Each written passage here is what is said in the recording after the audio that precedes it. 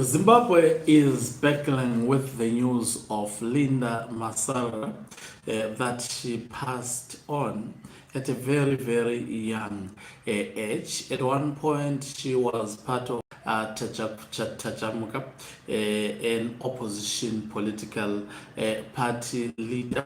As time went on, just like many opposition political party leaders, we began to see her toning down on her fight with ZANU-PF. But in spite of what one chooses to do politically, death is always not something to celebrate. When someone dies, it is African to mourn that person and not say much about the bad that the person may have done, but to celebrate her life.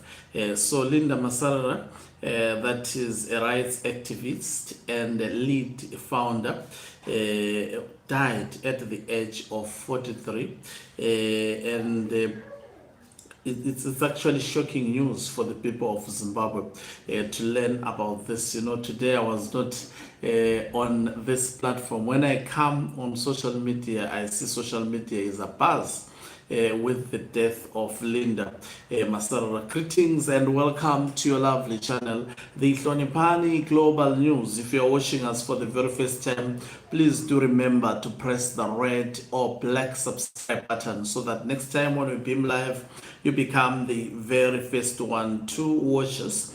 So veteran human rights activist Linda Masarira has died at the age of 43.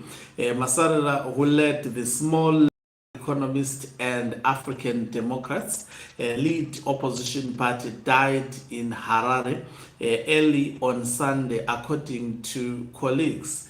It is with deep, this is the statement, it is with deep sorrow and a heavy heart to announce the passing of a close friend and associate, a comrade to many, lead president Linda Tsungirai Masarira today. 24 May 2026, her friend Abigail Mubambi said in a death notice. Masarira had been begging poor health for some time, but recently appeared to be on the mend. Mubambi said, I was with her on Friday and we spent several hours at my office. She was fine and there was no sign of something like this would happen, she told a news outlet. Masarira was leading advocate for the rights of women and children.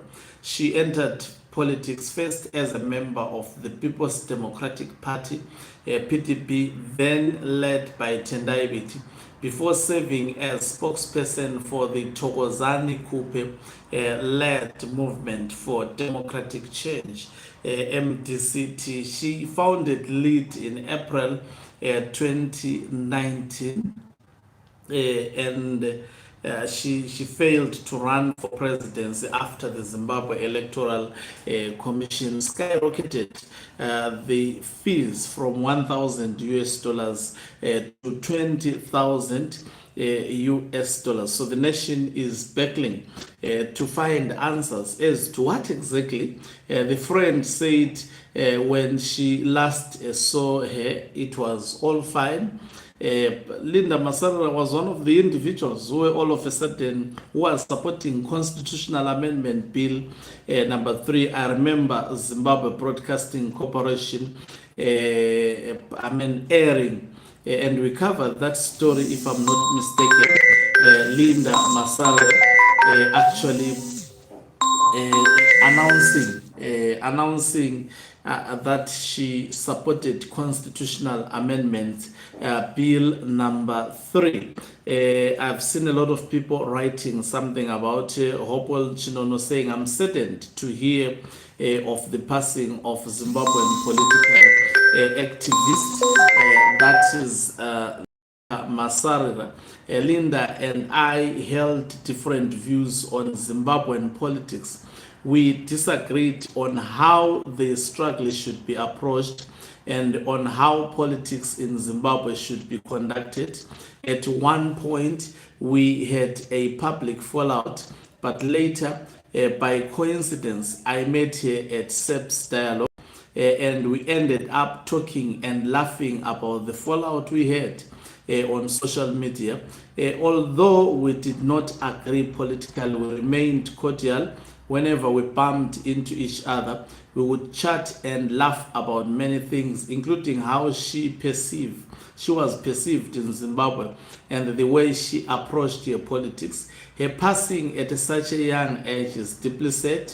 I'm also posting this message for those who look up to us in politics and public life to understand that there are moments when we disagree and fight fiercely over politics, but there are also moments where we must put politics aside and allow humility to take center stage in our lives. Her passing is also a painful reminder of the state of health in Zimbabwe and how even people deeply involved in politics can still find themselves fed by the very system they believed in and defended. Beyond political differences, no Zimbabwean should struggle to access proper medical health care in their moment of greatest need. My heartfelt condolences to her children, friends, and all those who loved her. May her soul rest in peace. I think here, Hopewell Chinono giving an impression that she may have lacked medical treatment. So we don't know. This is still a new story. Everyone is asking what happened to Linda Masarira, because last time I saw her supporting Constitutional Amendment Bill number 3, all was well. You know, ZANU-PF is really a very evil party. Jacob Ngarivume saying, "Certainly I have no tears to shed for Linda. We stood with her when she was persecuted by ZANU-PF back then. Mrs. Ngarivume and I looked after her family when she was in prison.